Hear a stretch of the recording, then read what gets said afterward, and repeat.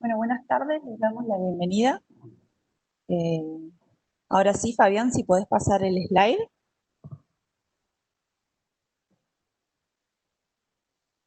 Bueno, para quienes no nos conozcan, nosotros somos la Comisión de Jóvenes Profesionales del IAPG.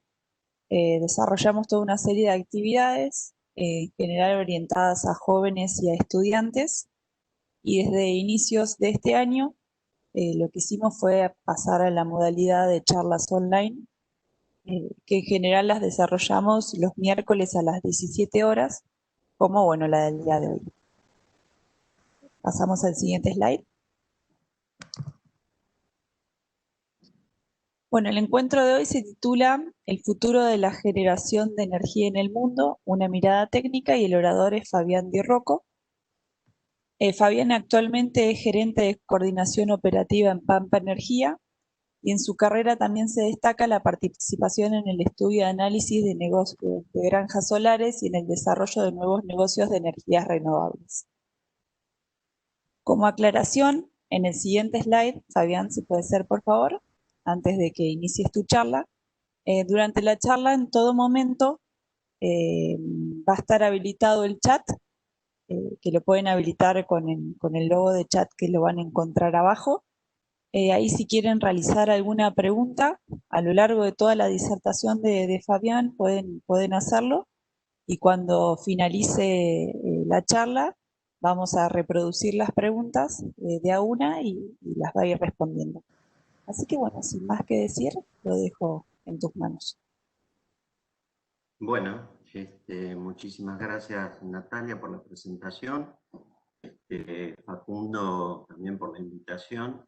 Un gusto poder compartir un rato y contarles, y bueno, y después no va a ser una charla, contarles y después poder responder algunas preguntas. En esto que le llamamos una mirada técnica del futuro de la generación en el mundo, de la generación de energía eléctrica. Y esto está relacionado un poco desde el punto de vista de cuáles son las fuentes primarias para la generación de energía eléctrica y cómo estas se estima, se prevé, se proyecta que vayan a evolucionar a lo largo de los próximos años, próximas décadas, y cómo esto va a ir cambiando desde la situación actual. Bueno, para arrancar entonces, tenemos esta gráfica que quizás no vale mucho detenerse en los valores y en los datos particulares, sino que sirve para dar una mirada general. Esto está tomado desde el año 2012 hasta el año 2050, y tratar de transmitir cuál es la visión o la proyección que se está haciendo por organismos y gobiernos de cuál va a ser la evolución de las fuentes primarias para la generación de energía eléctrica. Entonces, el primer tip va a ser esto, que ya que se llegue o no se llegue en el 2050 a esta relación de fuentes primarias, ese es el objetivo, es el deseo, la voluntad. Y esto está, digamos, apalancado, bastante fundamentado en la cuestión de la emisión de carbono, digamos, evitar la emisión de carbono. Entonces, si nos posicionamos en el estado actual, como verán, hay una fuerte incidencia de lo que son los combustibles fósiles, y entre ellos también está incluido el nuclear, y como a lo largo de las próximas décadas, los próximos años, se piensa que va a ir evolucionando de tal manera que en el 2050 la gran proporción o casi la totalidad, para ser más exacto, de las fuentes primarias de energía para generación de energía eléctrica van a estar fundamentalmente apalancadas en un 60%, estos son números referenciales, insisto, en energía solar, y un 30% en energía eólica. si miramos o abrimos un poco más esa perspectiva de penetración de las distintas fuentes de energía, vamos a tener que la solar fundamentalmente es lo que son las granjas solares, pero también hay una penetración de un 10, un 11% de lo que son los paneles solares domiciliarios o en edificios industriales, ¿no? Eso también se piensa que va a tener una muy buena penetración. De hecho, acá en la Argentina ya tenemos la legislación que lo permite, ¿verdad? Y lentamente, poco a poco, va a ir desapareciendo el uso de los combustibles fósiles para la producción de energía eléctrica. La hidráulica prácticamente va a permanecer constante, o sea, no va a haber muchas más inversiones en generación de energía hidráulica, fundamentalmente porque los costos de la obra civil son muy elevados. Y en la gráfica también se ve que si todo sigue como es la actualidad desde el punto de vista de los negocios, de los negocios de producción de energía, la producción y la demanda aumentaría, ¿sí? Sin embargo, en lo que hace a la conversión de los combustibles fósiles en las energías renovables, hay una reducción por lo que sería la eficiencia, y acá está claramente mostrado el hecho que la generación de energía eléctrica a partir de fuentes renovables tiene una eficiencia aproximada de entre 40-45%, ciclos combinados 50%, y esa pérdida de energía se estaría eliminando porque directamente se va a hacer con energía renovable. Entonces, esta principal reducción, y después es la eficiencia en los usuarios finales. Entonces, la proyección es la demanda de energía eléctrica prácticamente se puede considerar que va a permanecer constante en 2050, apalancado por la eficiencia y sustituyendo los combustibles fósiles por fundamentalmente lo que son energías renovables. Otro punto a destacar es que se ve los distintos porcentajes de incidencia y de penetración de las renovables, que va a crecer, se piensa que va a crecer mucho más la energía solar que la eólica, ¿sí? Llegando a un porcentaje de 60 contra 30, digamos, el doble. Eso ahora vamos a explicar un poquito por qué, pero está fundamentalmente asociado a costos.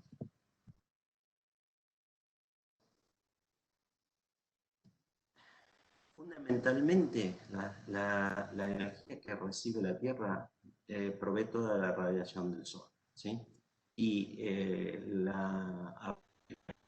aprovechamiento que se hace puede ser a través de la radiación, convirtiéndola en electricidad con distintos equipamientos, paneles solares fundamentalmente, y o energía del viento, que se aprovecha como generación eólica, o el movimiento asociado también al viento de las olas del mar. Ahí tenemos el otro aprovechamiento de la energía, que fundamentalmente es todo proveniente, como les decía, del sol.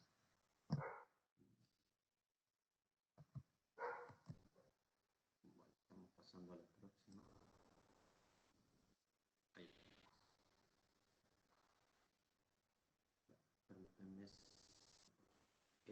Fabián, ¿sabés que se Las corta un poco eficiencias, el sonido? No sé si podrás para la disertación, si es posible, no te molesta apagar la cámara y después para las preguntas, si no es molestia, porque quizás es una cuestión de conexión para nada, lo podemos hacer. para que se escuche bien el audio con claridad. Sí, dame un segundo, Gracias. por favor, para apagar la cámara. Y creo que voy a tener que salir del modo presentación. No, fíjate que en la parte de abajo, claro, no sé cómo es el modo Claro. presentación, pero en la parte de abajo deberías tener la camarita. Sí. si no salgo en modo presentación, que tampoco sale del modo presentación. Bueno, si no seguimos, no te quería complicar. Era porque por ahí se perdió un poco el audio, simplemente. No, vamos a, lo voy a tratar, Ahí está. a ver si puedo ahora. No, sigue estando la cámara, ¿verdad?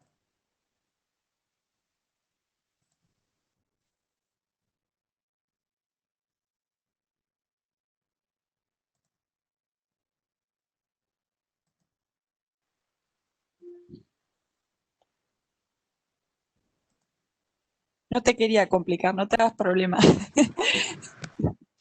Pero no he podido. Volvemos al modo Sí, sí, presentación. volvemos, no te hagas problema. Bueno, estábamos hablando de energía eólica, o comenzábamos a hablar de energía eólica, y acá un tema importante es la eficiencia del aprovechamiento de la energía eólica.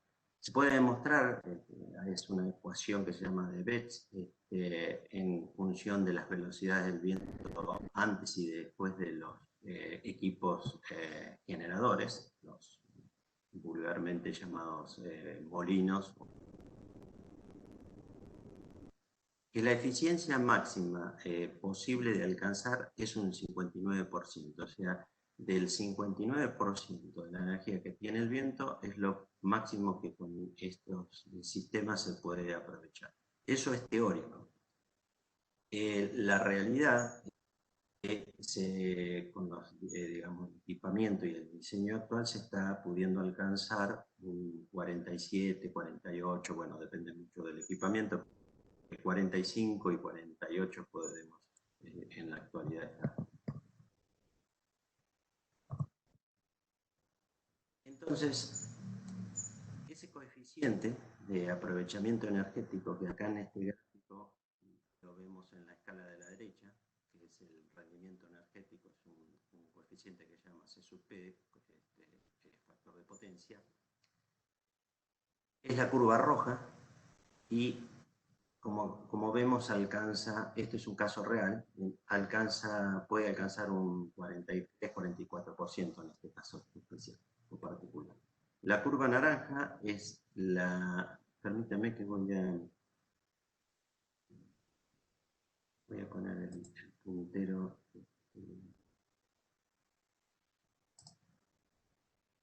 Láser así se ve mejor.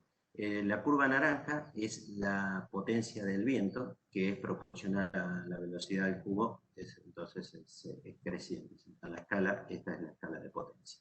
Y en el eje de abscisas tenemos la velocidad del viento.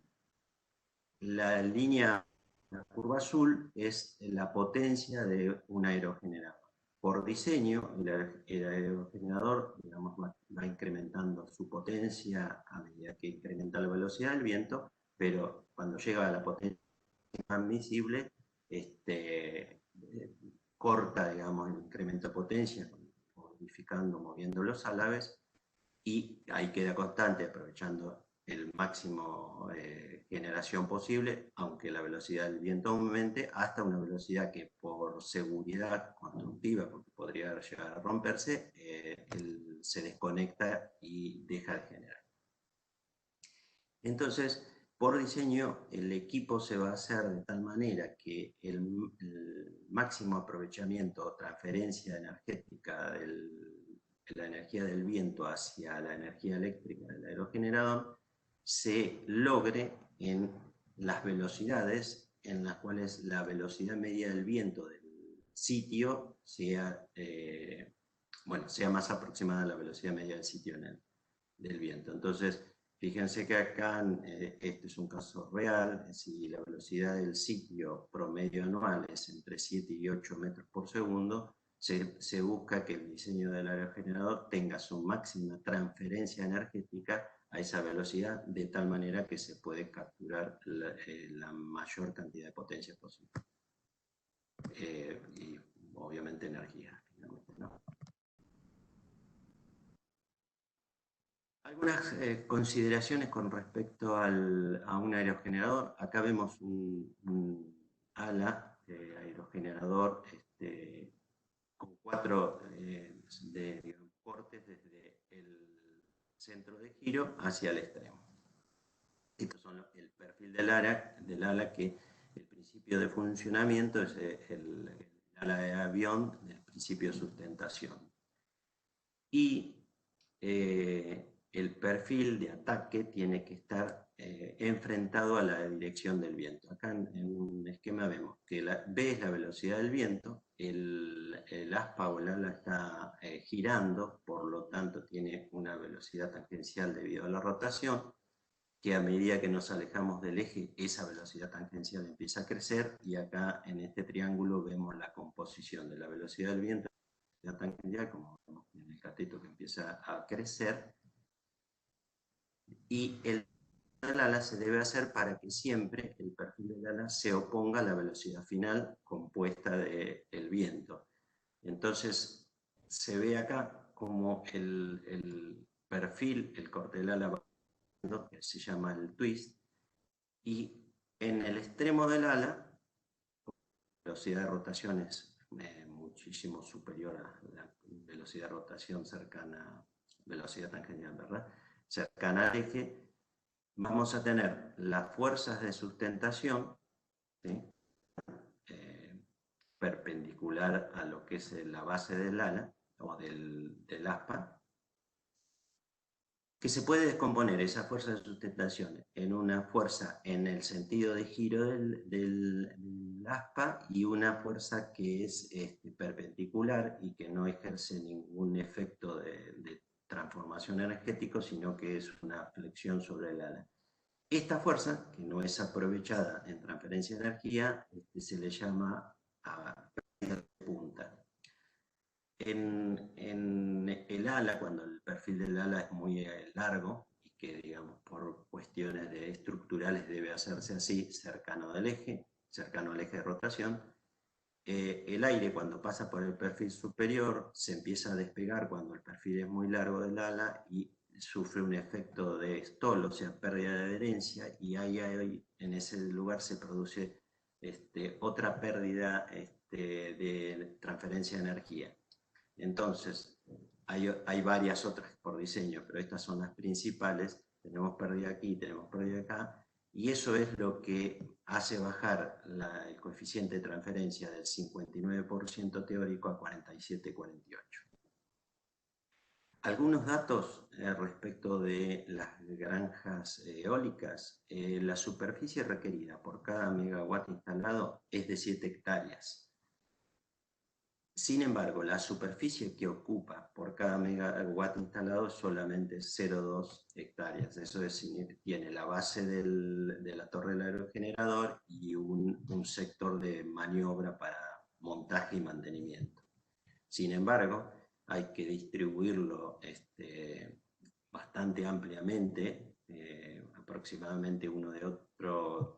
Los ejes tienen que estar la diagonal en 3-4 veces el diámetro de las aspas, para evitar los efectos de impacto de la interferencia que genera uno sobre otro si están muy cerca, porque esa transferencia del 59% máximo teórico significa o se da cuando la velocidad del viento, del aire, detrás del aerogenerador, después que cumplió su efecto, es 1/3 de la velocidad que tenía antes. Entonces, toda esa interferencia que tiene, los aerogeneradores hay que separarlos para que no disminuya su transferencia de energía, digamos, la energía generada.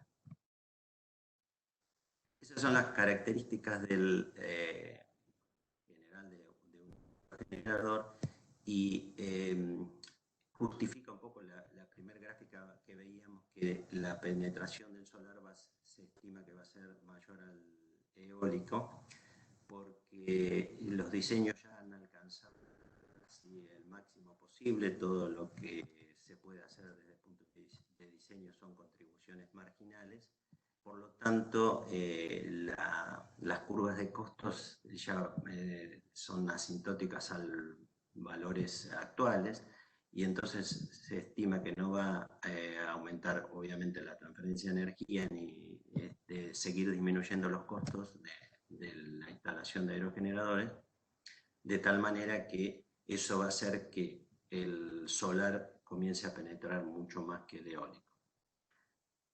¿Por qué eso? Bueno, viendo la energía solar, que se hace fundamentalmente el aprovechamiento de la transferencia de la radiación solar directamente energía eléctrica a través de paneles solares, la capacidad o la eficiencia de transferencia del panel solar está relacionada con el material que lo constituye. Y acá esto es a simple efecto de mostrar las perspectivas que hay.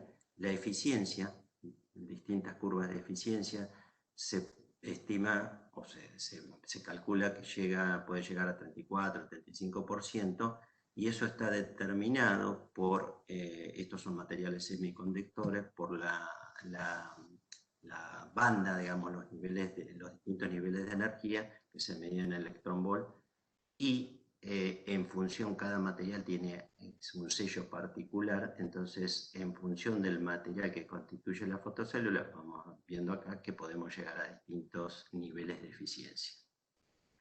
Hoy las más comerciales son silicio monocristalino, policristalino, que andan entre 22-23%, 24% en algunos casos, y hay otros materiales que son más emergentes, que todavía no tienen muy buena eficiencia, están en 20-21%, pero ya en desarrollos y sigue creciendo la eficiencia, y el costo es sensiblemente inferior. Uno de ellos que está emergiendo se llama perovskita, que es un óxido de aluminio, y ese costo es sensiblemente inferior, entonces se está mejorando la eficiencia y el costo, incluyendo obviamente el costo, de tal manera que empiezan a tener mucha más penetración, y de ahí es el hecho que el solar va a estar penetrando, o se estima que va a estar penetrando y va a tener mucho más incidencia que el eólico, debido a que sus curvas de costos disminuyeron muchísimo en los últimos años y continúan y van a continuar disminuyendo. Hoy para celdas comerciales la máxima eficiencia alcanzada es un 29%, pero es arseniuro de galio, que es el material, y es más caro que el silicio, entonces si bien tiene mejor eficiencia, no es tan usado. Hay muchísimas investigaciones. Decíamos que recién que la eficiencia máxima puede rondar los 30-32%, sin embargo, en distintos tipos constructivos se puede llegar a dos. Esto siempre estábamos hablando de una sola capa de la celda de silicio. Si hacemos de más capas o de doble cara, que aprovecha el rebote o la reflexión, se puede llegar a, o se ha llegado, pero esto es de laboratorio, a un 45%, ¿sí?, de algunos paneles fotovoltaicos, con distintos materiales y distintos métodos constructivos. Esto hace, digamos, hacia dónde se está yendo, de que va a seguir mejorando la eficiencia y bajando el costo. Insisto con el tema, esto es lo que da la mayor penetración del solar que el eólico dentro de las fuentes primarias de energía renovable. Algunas características de los paneles solares, las células o fotocélulas de silicio monocristalino se distinguen claramente porque son un color monotono, y el silicio policristalino, que es más económico pero rendimiento, entonces hoy en día se usa un poco más el policristalino, pero son competitivos los dos. Se ve claramente en la imagen que tiene diferencia de color, es por el tipo del silicio, ¿no? Que no es un solo cristal, y entonces hay diferencia. Y como les decía, la perovskita que está emergiendo, que se considera que son de tercera generación de fotocélulas, que es un óxido de calcio de titanio, es económico y todavía está en desarrollo y se está anunciando en realidad que para fin de año, principio del año que viene, va a haber ya comercialmente con eficiencias del 22-23%. Algunos datos con respecto a lo que es la energía solar. También sirve comparativo con lo que es el eólico.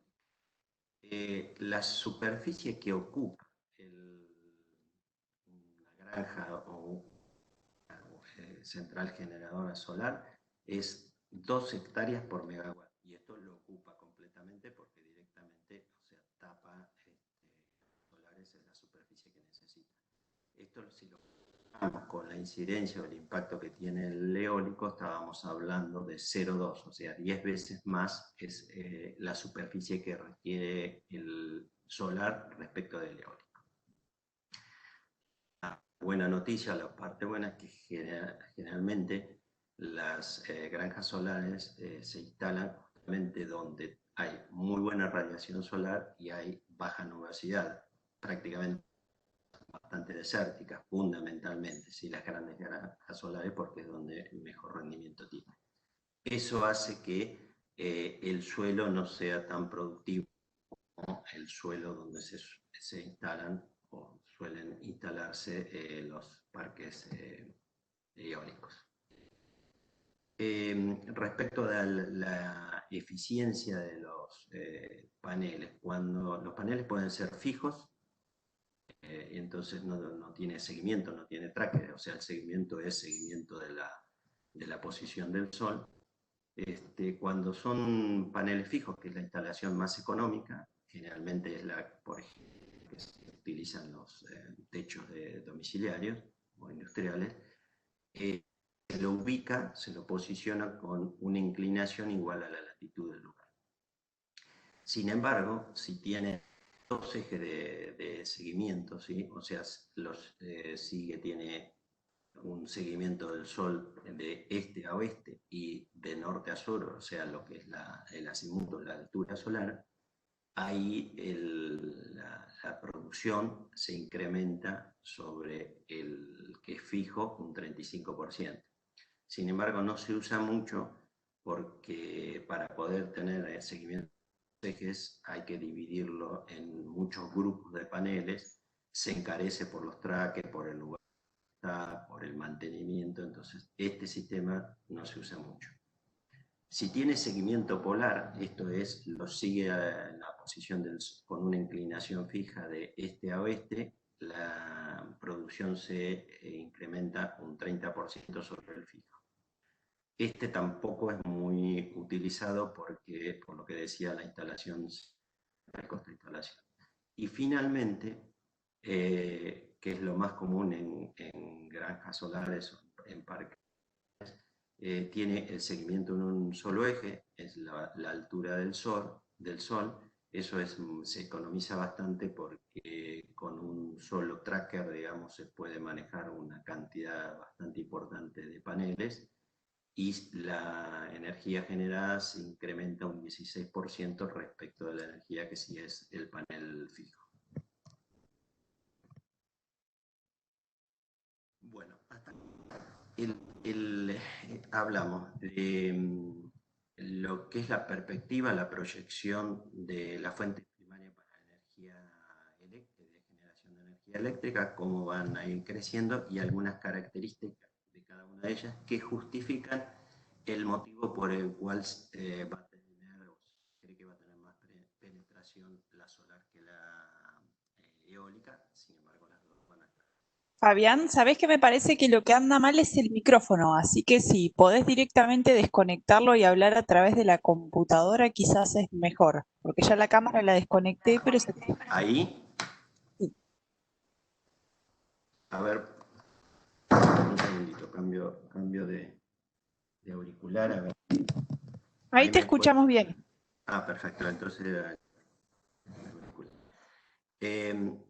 Bueno, venía diciendo de que vimos la proyección de la generación o de la fuente primaria para generación de energía eléctrica y las características de la eólica y la solar que justificaban un poco la mayor penetración del solar, ¿sí?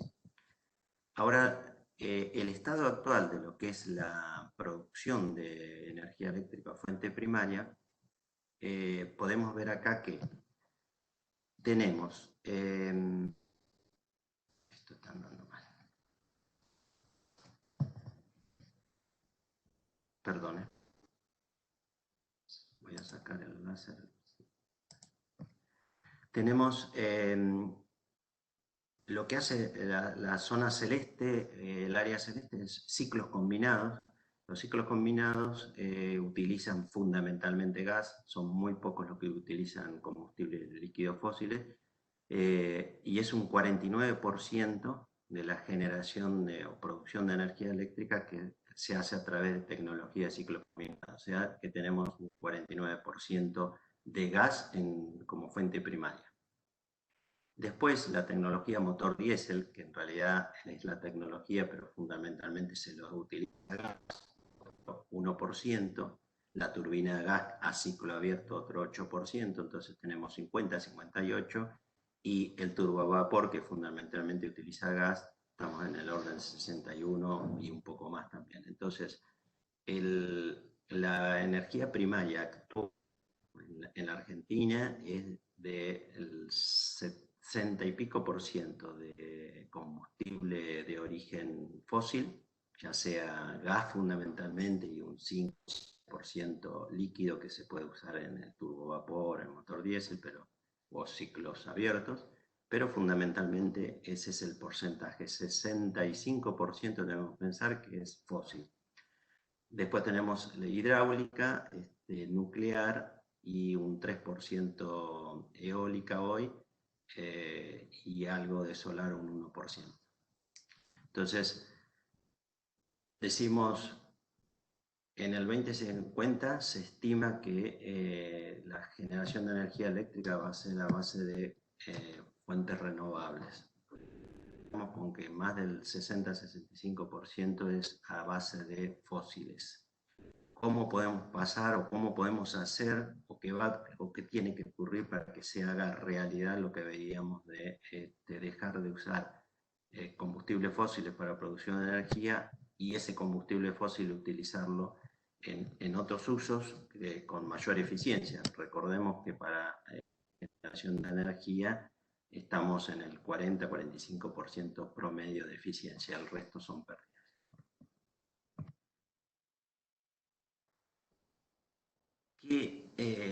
Un poco hablemos de números. ¿Qué ahorro puede generar el hecho de no consumir combustibles fósiles para generar energía? Fácilmente se puede calcular, hacer un promedio.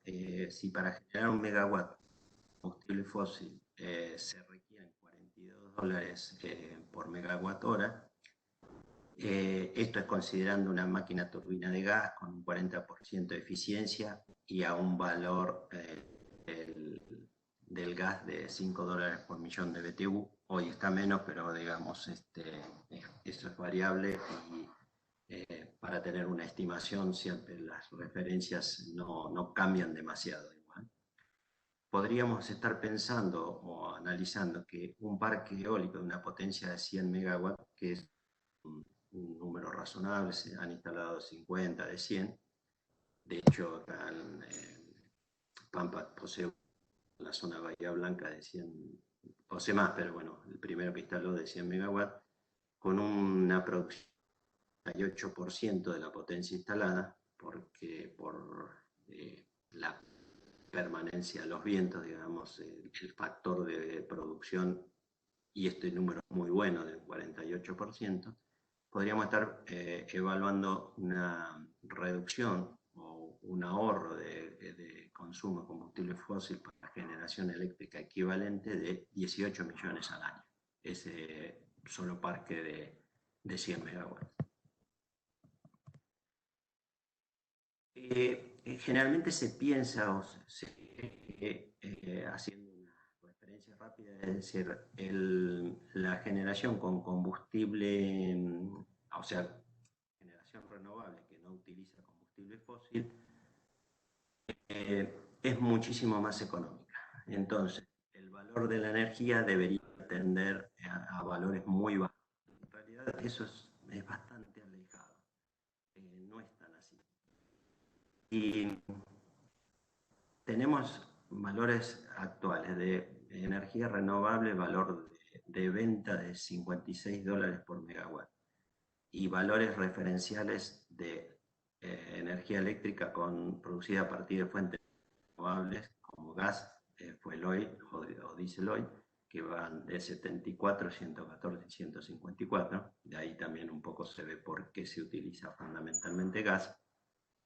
La primera sensación que tendríamos es que a medida que haya más renovable, el valor de generación de la energía eléctrica generada con combustible fósil debería ir bajando y de acercarse de los 74 a los 56. Pero acá aparece el primer tema, la intermitencia de las fuentes renovables.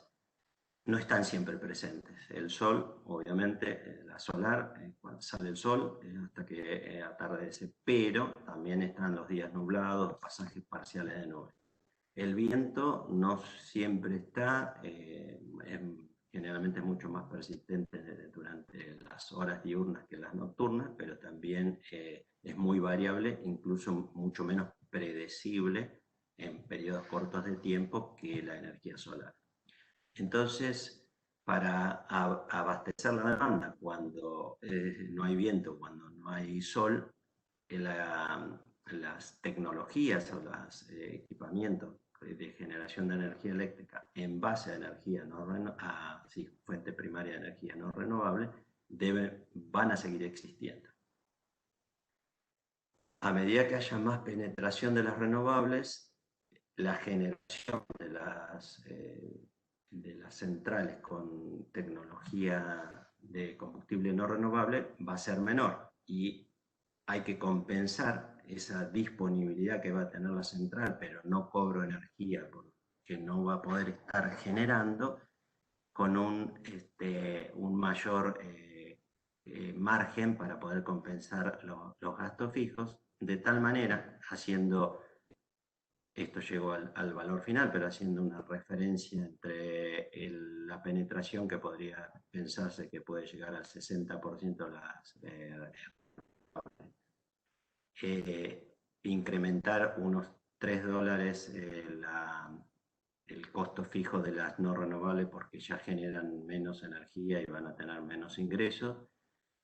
Podríamos estar pensando en que el valor de la energía disminuiría de los 74 hacia los 56, pero estabilizándose en 68. Eso es desde el concepto de decir, la fuente de energía primaria es gratis, el viento y el sol, pero la instalación hay que realizarla, y hay que compensar el mayor costo de instalación que tienen las renovables frente a las no renovables. Por lo tanto, el valor de la energía no va a tender hacia el cero, sino que se va a estabilizar ahí, bueno, a medida que el valor de la no renovable todavía no disminuya más, y eso va a ser con las tecnologías. A medida que el costo de las tecnologías disminuyan, fundamentalmente la solar, este valor va a seguir disminuyendo, y obviamente el valor de la energía va a ir hacia bajar de los 50 seguramente. Está ocurriendo eso, realmente está ocurriendo en otros países, fundamentalmente en Europa. Entonces, ¿cómo hacer para poder utilizar más energía renovable? Esta es una curva típica de demanda en las 24 horas del día. Se ve claramente que el mayor pico se da en las horas de la noche, 19 a las 23, y hay un pico cercano a media mañana, a mediodía. Y justamente cuando tenemos el mayor pico de demanda es cuando no vamos a tener las energías renovables. no va a haber sol y viento disminuye mucho en esos horarios. O hay días que directamente no hay viento. Por lo tanto, una de las opciones para poder utilizar mayor energía renovable, de fuentes renovables, es trasladar la curva de consumo. Y para poder trasladar la curva de consumo hay que cambiar, digamos, las culturas, ¿no? Y las culturas a veces necesitan de técnicas o de tecnología. Entonces, ¿cuál es el gran desafío para que las renovables lleguen en el 2050, como veíamos en la primera gráfica, a ser las que aportan toda la fuente primaria de generación de energía eléctrica? Una opción un poco más difícil es, tiene que haber grandes redes interconectadas, y estamos hablando de países que tienen que abarcar muchos usos solares, mejorar la eficiencia energética para bajar el consumo, y utilizar Internet de las Cosas, blockchain para intercambio de energía, hacer mercados no tan regulados, y de alguna manera podría llegar a hacerse. Se está haciendo un poco más en Europa, que abarca varios usos solares, con algunos cables marinos, pero es bastante difícil de hacerlo en grandes volúmenes. Así que, si bien pareciera que es posible, económicamente no tiene mucha rentabilidad. El otro gran desafío es almacenar la energía generada con renovables para poder utilizarla en el momento que se requiera. O sea, cuando hay mucho sol, quizás veíamos en la curva de la demanda, no es la demanda al máximo, hay sobrante de energía, la almacenamos y después la usamos cuando está el pico de la demanda. O sea, hay que transformar la energía en otra fuente de energía. Tipo de energía para después volverla a convertir en energía eléctrica. Dos transformaciones. Y ahí es lo que aparece el concepto Power to X. El X es una energía, cualquier energía. Entonces, conversión de una energía en otra energía para después volverlo a convertir en energía eléctrica. De esa manera estaríamos almacenando y pudiendo utilizar la energía generada con fuentes renovables, en el momento necesario, en el momento oportuno. Un repaso, digamos, o una explicación de las técnicas de almacenamiento que hay hoy para justamente utilizar la energía renovable, que, como decíamos, fundamentalmente proviene del sol, en almacenar y convertir la energía eléctrica. La conversión a calor es conversión de la energía térmica, ¿sí?, a través de sales fundidas. La radiación solar con concentradores se hace a través de sales fundidas para después esa sal utilizarla para evaporar agua y generar energía eléctrica convencionalmente con una turbina de agua. De esto, cercano acá a la Argentina, en Atacama, en Chile, en el desierto Atacama, en el norte de Chile, hay una planta que está en producción ya, y en el mundo hay otras, hay varias, no son de mucha potencia, pero es un poco de investigación que se está haciendo. Energía electroquímica, bueno, estos sistemas de baterías están, no es que necesitan desarrollo, tienen mayor penetración en los autos eléctricos. Para grandes volúmenes de energía, como almacenar la energía que consume toda una ciudad, es posible, pero los costos se elevan muchísimo, equiparándose al costo de instalación de el parque eólico o el parque solar. Por lo tanto, si bien siguen avanzando, no se estima que va a ser la forma de almacenamiento de energía que finalmente va a prevalecer sobre otras. Hay unas baterías que están un poco en investigación de fluidas de vanadio, que son vistas como una promesa fundamentalmente por manejar volúmenes importantes y por costos bajos. No es el caso de las baterías de litio, que los costos son altos. La conversión a combustible, power to fuel, es producción de hidrógeno a partir de la electrólisis electrólisis del agua para luego ser usado como combustible en una turbina de gas, como gas enriquecido, con un porcentaje de mezcla, o en células de combustible. Estos tienen mayor penetración en lo que son autos eléctricos y de células de hidrógeno, o convertirlo el hidrógeno en otro combustible, metano, por ejemplo, en un sistema de producción de hidrógeno con agregado de CO2, y luego esto inyectarlo a la red de gas natural, como metano. Tiene bastante potencial porque permite continuar utilizando todas las redes, digamos, las instalaciones que ya están, y eso abarataría mucho los costos. En muchos países hay instalaciones de distribución de gas natural comprimido para automotor, o sea, esa posibilidad está bastante, es bastante posible, o directamente utilizar el hidrógeno como para enriquecer el gas y utilizando las mismas redes. Hay otras formas de conversión o de almacenamiento que es hacia la energía mecánica, conversión en energía potencial, un caso muy, digamos, antiguamente utilizado o actualmente utilizado desde hace muchos años, el bombeo de agua en una central hidroeléctrica, cuando hay excedente de energía, volver a bombear el agua que ya fue maquinada y volverla al reservorio, pero eso, digamos, tiene penetración en las centrales que ya están construidas porque tiene muy alto costo toda la construcción civil. De ahí veíamos que la hidráulica se estima que va a permanecer, que no va a haber grandes inversiones en producción hidráulica. Compresión de aire, o sea, utilizar la energía eléctrica producida con fuente renovable para comprimir aire y almacenarlo en cavernas en desuso de producción de gas o de petróleo. Seguramente muchos de los asistentes de esto conocen muchísimo más que yo. O llevarlo a la licuefacción, al aire, y almacenarlo y después utilizarlo en una turbina de expansión para generar energía eléctrica. De eso hay algunos estudios, algunas pruebas que ya se están haciendo.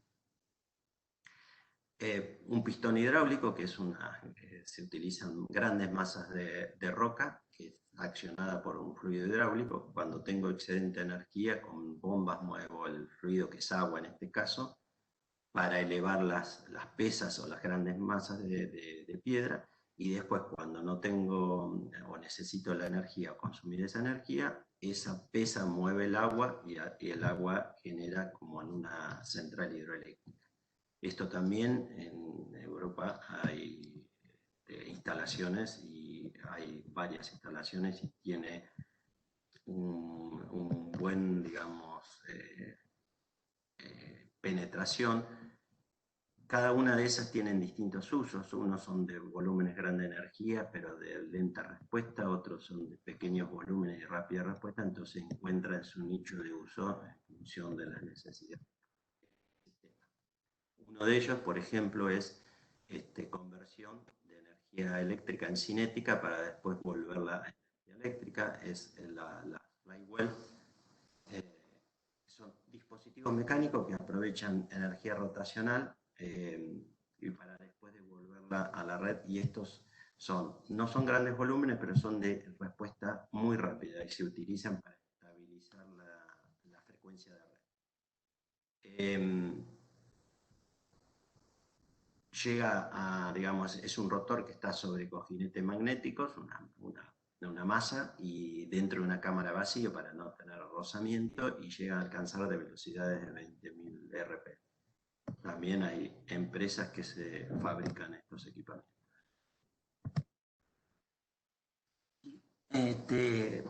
Por último, el concepto es: los sistemas tienen que ser capaces de absorber todas las fluctuaciones de corto tiempo. Las de corto tiempo son entre los segundos y el minuto. Variaciones de frecuencia de red, que sale una central de servicio y tienen que responderse rápidamente para mantener la frecuencia en 50 ciclos. O, por ejemplo, cuando pasa una nube sobre una granja solar, sobre un parque solar, muchos de los paneles, eso es automático obviamente, pero se desconectan para proteger las células, entonces hay una variación de generación muy bruscas y muy rápidas. Y para poder mantener la frecuencia de la red hay algo que tiene que responder a velocidad, y estos equipos de, por ejemplo, los flyweights pueden responder. El sistema de bombeo no tiene mucha capacidad para soportar demandas de largos periodos, porque se necesitarían volúmenes muy grandes de agua y solamente es para cortos periodos. Y entonces lo que se está viendo como principal posibilidad de penetración en lo que es almacenamiento de las energías a partir de fuentes renovables para utilizarla en el momento que se requiera, y con eso poder llegar a lo que veíamos en la primera gráfica, es decir, prescindimos de las fuentes no renovables, es la producción de hidrógeno a través de la electrólisis del agua. Eso es lo que se estaría viendo como de mayor penetración. Acá solamente le dejo unos números, pero para tener referencia de qué hablamos cuando hablamos de esto. El consumo de gas natural en la Argentina es de 49.000 millones de metros cúbicos. Si pensamos en decir, bueno, vamos a hacer un mix, un blending, una mezcla de un 5% de hidrógeno, necesitamos 2.450, eso significa a 11 metros cúbicos por kilogramo, y a equivalente capacidad calorífica, digamos, a igual valor energético, estaríamos requiriendo 704 millones de kilogramos de hidrógeno. Esto es la cantidad de energía que se requiere para producir 1 kilogramo de hidrógeno. Por lo tanto, y esto es lo que produce un parque solar por cada kilowatt pico instalado en el año, ¿sí?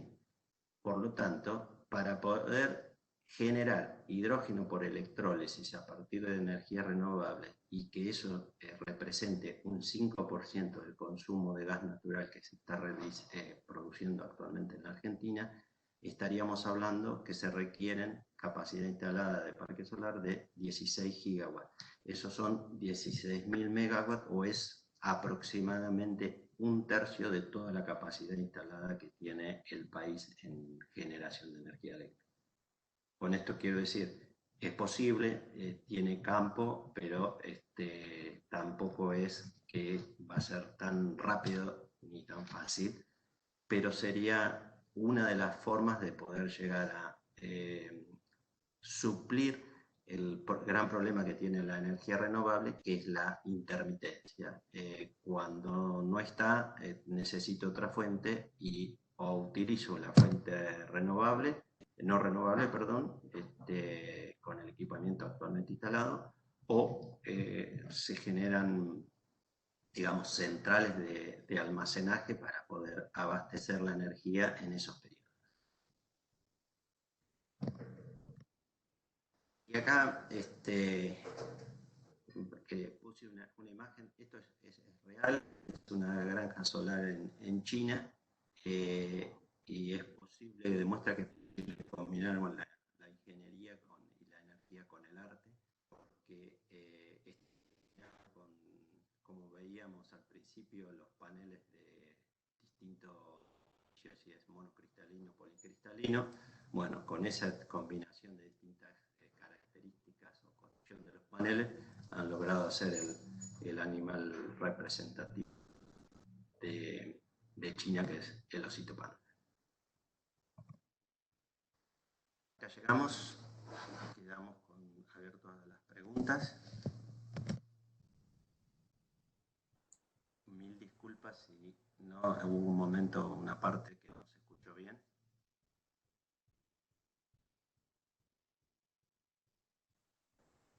Bueno, Fabián, muchísimas gracias por la charla.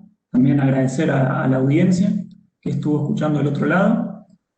Y bueno, antes de pasar a las preguntas, queremos comentar que va a haber una encuesta que vamos a estar dejando en un link en el chat, que nos sirve para futuras charlas, para orientar las temáticas y para las distintas actividades que se realicen desde la comisión. Así que bueno, pues después de las preguntas recordaremos, pero es importante para avanzar. Así que muchas gracias. Bueno, y ahora... Antes saqué el último slide, no sé si Sí. querés volver a ponerlo. A ver sí, porque también tiene un código QR. Ahí estamos. Sí. A ver si lo puedes compartir.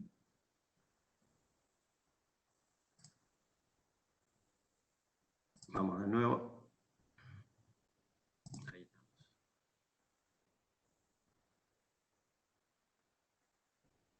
Perfecto. Ahí en pantalla pueden ver entonces el código QR y si no lo van a dejar en el chat en formato de link. Así que bueno, habiendo comentado eso, Fabián, damos paso a las preguntas. En la última diapositiva hablaste de un escenario de consumo de gas en Argentina. Te quería consultar si estabas hablando de consumo de gas para la generación eléctrica o consumo de gas en total, digamos, de No, Argentina. ese consumo de gas total, porque veíamos que el consumo de gas para la generación de energía eléctrica decía ya un poco con los años, pero estaba, como mostraba ahí en la gráfica, el gráfico de torta, en el 65% aproximadamente. Ahora, ese gas que se consume en la generación de energía eléctrica representa aproximadamente el 35-37% de la producción de gas. Y ese valor que teníamos ahí, ese dato ahí es consumo de gas, digamos, para industria, para usuarios residenciales, todo el tipo de consumo para los usuarios finales. Bueno, perfecto por la aclaración. A ver, pasamos, hablaste al principio de la presentación sobre los paneles fotovoltaicos, sobre todo, bueno, resaltó un valor del 11% para 2050 de los paneles en los techos. ¿Cómo te parece que puede impactar la implementación de estas fuentes de energía a una escala doméstica de manera masiva? ¿Cómo puede impactar? Efectivamente, en todo el mundo, siempre a través de, primero, se requieren políticas que incentiven el uso, y las políticas tienen que haber o un beneficio económico para la escala residencial, que uno dice yo hago la inversión y lo recupero con menor consumo de energía de la red, o tiene que haber alguna subvención del Estado para que apalanque la penetración de estas nuevas tecnologías y hagan que se desarrollen industrias, se desarrollen instaladores y empiecen a bajar los costos. Acá en Argentina, el año pasado ya está la reglamentación, se implementó la ley y se está utilizando. Siempre está el hecho de los costos en Argentina son a veces un poco más caros que los costos internacionales. Todo el material de los paneles, 80% se produce en China, la mayoría, o sea, todo el conjunto es casi todo importado, y hace que sea difícil a nivel negocio poder recuperarlo, pero algo ya se está haciendo. Y a nivel mundial sí se utiliza muchísimo, realmente. O sea que eso, o sea, a ver, la gráfica de tendencias hay que sustentarla con algunos datos, pero por ejemplo esto está más que bien sustentado, o sea, hay que llevar la experiencia que hubo en Europa y Estados Unidos al resto de los países. Perfecto. Y con No respecto a sé eso, si respondí, pero bueno. Sí, perfecto. Y te abro dos preguntas más que están relacionadas, de hecho. Uno es si tenés el valor de cuál es el tiempo de repago de dichos proyectos a escala doméstica, sería. Porque justamente como dijiste, si los tiempos son muy extensos, capaz la gente no tiende a invertir en estas tecnologías. A nivel país o a nivel digamos, general, un poco más promedio mundial. Son totalmente distintos. O sea, a nivel país, no alcanzan los 10 años para el repago. En otros digamos, lugares, en otras latitudes, en 5 o 6 años está reparado. También es muy variable con el costo de la energía en el país, cuáles son las fuentes de generación de energía que tiene el país. A veces es muy difícil establecer valores promedios generales, pero la idea es esa más o menos. 10 años acá, 11 contra 5 o 6, o sea, casi todo. Perfecto. Y otra pregunta que está relacionada también es si este escalado de manera masiva puede llegar a generar problemas en la composición de la tarifa eléctrica, por tema de que los costos fijos de transmisión y distribución aumentarían sobre los usuarios de la red eléctrica habitual.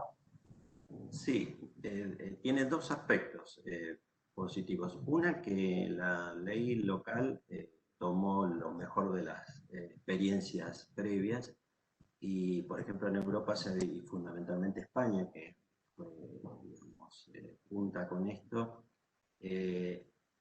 al principio la energía que vos generabas y podías con tus paneles y podías inyectar en la red tenía el mismo valor, el medidor era único, tenía el mismo valor que la energía que vos consumías de la red. Entonces eso potencialmente podría ser que si vos consumiste poco, te pusiste muchos paneles, equiparabas el consumo de energía de la red y tu resultado neto mensual era cero. Por lo tanto, a la distribuidora le tenías que pagar cero. Conceptualmente ya te pagué con energía que te inyecté en la red. Eso hace que las distribuidoras, justamente lo que preguntabas, no puede digamos, compensar los costos fijos, y eso tuvo grandes problemas. Entonces, lo que se hace ahora es un medidor bidireccional, o sea, la energía que vos tomás de la red tiene un valor, lo magnifico, ¿no? X o 2X, y la energía que vos inyectás en la red vale X.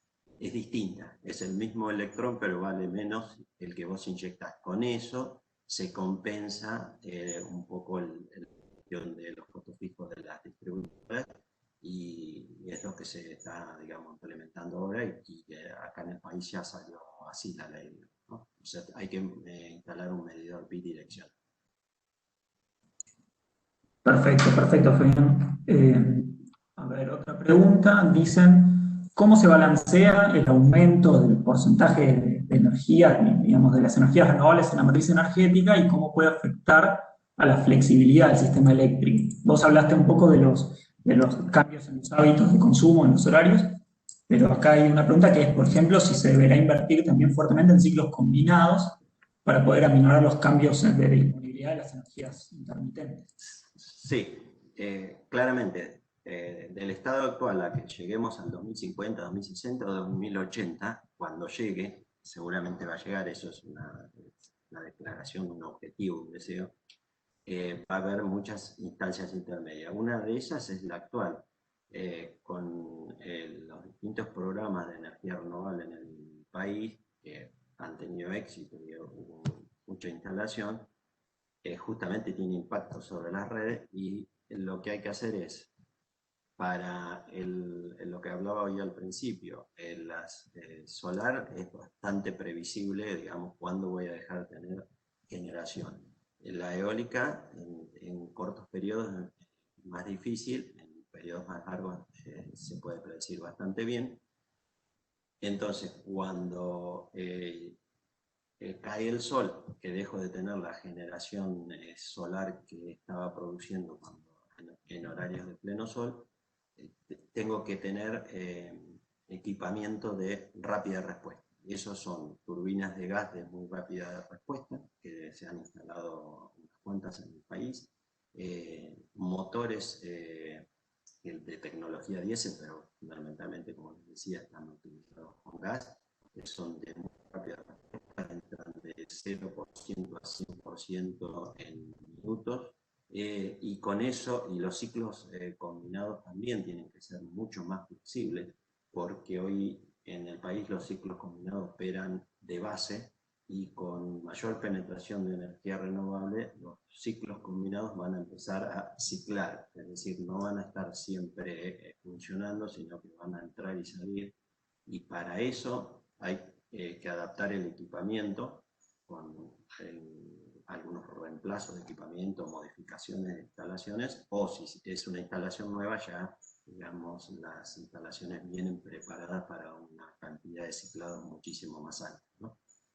Todo lo que es el estrés que sufren los metales por calentamiento y enfriamiento permanente, si tiene muchos arranques, 5 arranques por semana, por ejemplo, eso hace que tienen que ser, fueron rediseñados ya, y todas las empresas tienen equipamiento que se adapta mucho mejor a ese tipo de funcionamiento, de alto ciclado.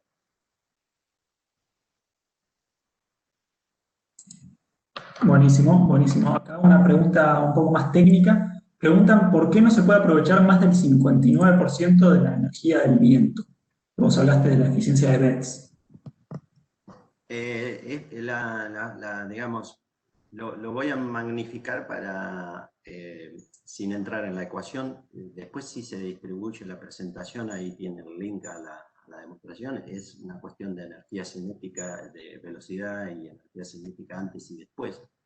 Pero supongamos que no es una demostración técnica, pero creo que es bastante clara. Supongamos que decimos, quiero aprovechar el 100% de la energía del viento, digamos, ¿no? ¿Eso qué significaría?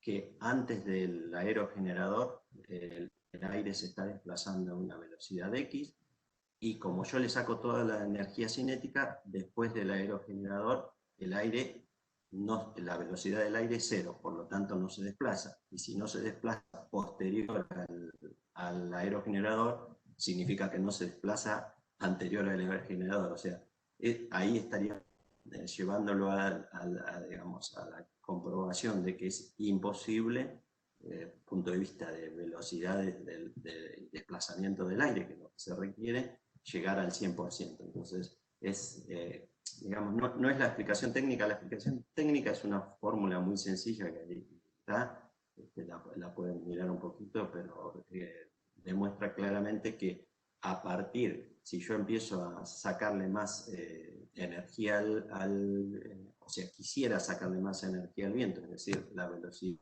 posterior al aerogenerador baja más todavía, la energía que le estoy sacando es menor.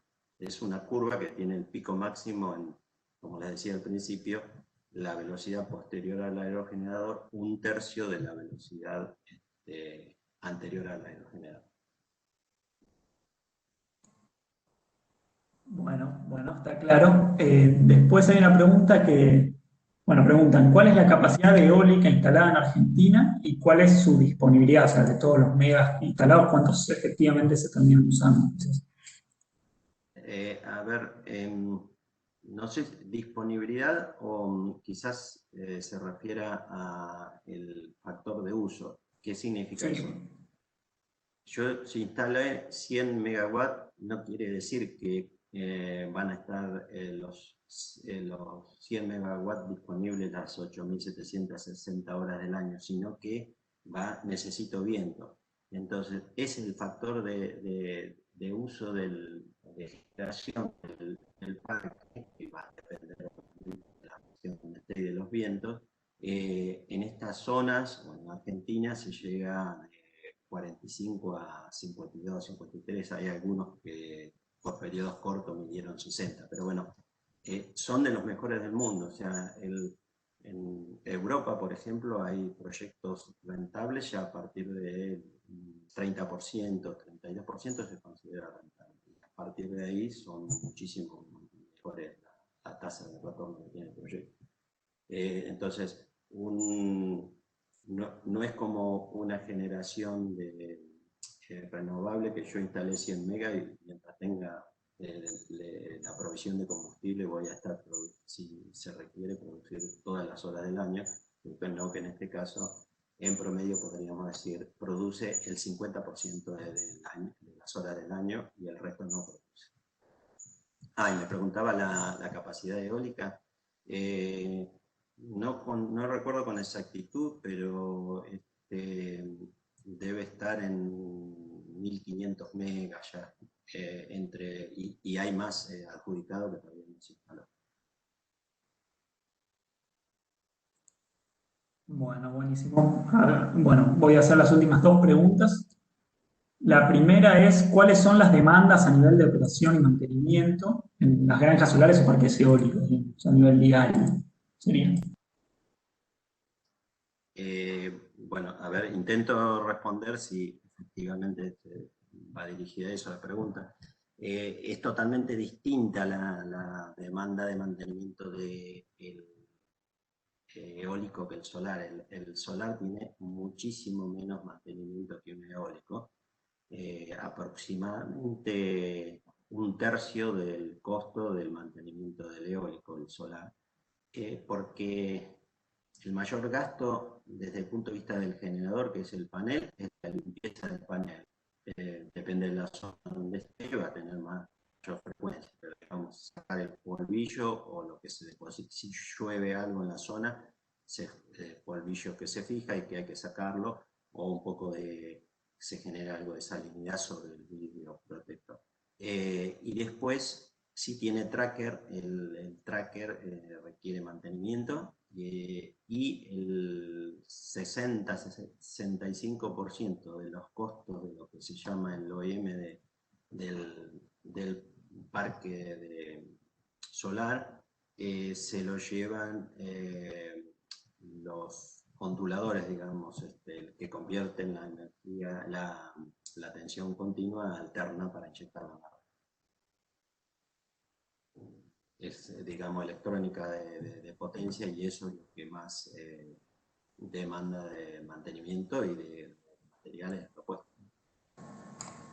Bueno, buenísimo, Fabián. Y una última pregunta, y ya con esto cerramos la parte de preguntas. Es de proyectos. Esta sería, ¿cuál es el tiempo de vida útil o para cuánto se conceptualizan los proyectos renovables? Bueno, quizás acá capaz podemos diferenciar entre Argentina y el mundo, si tienes el dato. Y bueno, y el tiempo de repago. No, eso es, digamos, es indistinto en el país y en el mundo. La duración inicial está considerada en 20 años. Se podría pensar que a lo mejor durase un poco más, pero va a depender del avance de la tecnología. ¿Qué quiero decir con esto? Que hay equipos que podrían, no acá porque no tenemos la experiencia de la historia, pero hay equipos que podrían estar funcionando todavía si tuvieran el mantenimiento adecuado. Sin embargo, ya salieron de línea de producción, no hay repuestos, porque el crecimiento en la potencia de cada unidad generadora, ese eólico, ha sido exponencial. O sea, se había arrancado con generadores de menos de megawatt, y hoy ya hay algunos de 8 o 9 offshore. Entonces realmente es los fabricantes van cambiando los modelos continuamente, y entonces si vos tenés un equipo viejo que le haces mantenimiento, podría estar funcionando, no vas a conseguir los repuestos, no vas a conseguir el know-how para hacerlo. Entonces realmente 20 años creo que no va a pasar de eso. ¿Y había algo del repago? Sí, y te preguntaban por los tiempos de repago. Bueno, ahí sí hay diferencia en lo que es el país con el resto, por el tema de los riesgos de las inversiones, en múltiples aspectos del riesgo de la inversión que tiene el país, pero más o menos podríamos estimar que los tiempos de repago pueden llegar a ser 8 años, 9 años. Y afuera es más, es de 12 años. Bueno, muchísimas gracias, Fabián, por todas las preguntas que que contestaste, fueron muchas, y por la charla, y agradecer a la audiencia que estuvo del otro lado. Y bueno, aprovecho para recordarles que sigue activa la encuesta, bueno, que nos ayuda a mejorar para las futuras charlas, y es muy importante el feedback que nos den todos los oyentes para las actividades que se realicen desde la comisión. Así que bueno, muchas gracias, Fabián, por la presentación. No, muchas gracias a ustedes por el espacio y por la posibilidad de compartir estas cosas que, bueno, es lo que uno va aprendiendo todos los años y un poco también investigando por interés propio a ver qué se estima que va a pasar o qué está pasando y qué se intuye que va a pasar en el futuro. Y bueno, tener posibilidad de compartirlo, ¿no? Así que muchísimas gracias por el espacio. Muchísimas gracias a vos. Bueno, damos por terminada la presentación y muchas gracias.